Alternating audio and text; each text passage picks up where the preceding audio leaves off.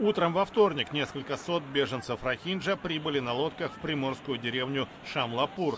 Она расположена на востоке Бангладеш, недалеко от границы с Мьянмой.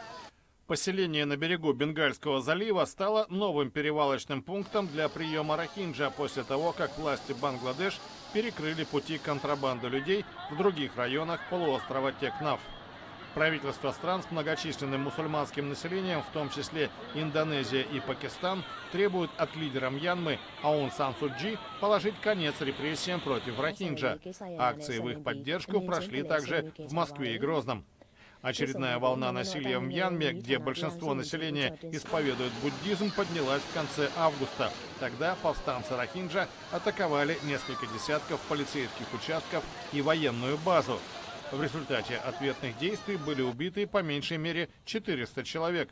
Это вызвало массовый исход рохинджа в Бангладеш. Число беженцев достигло 125 тысяч человек.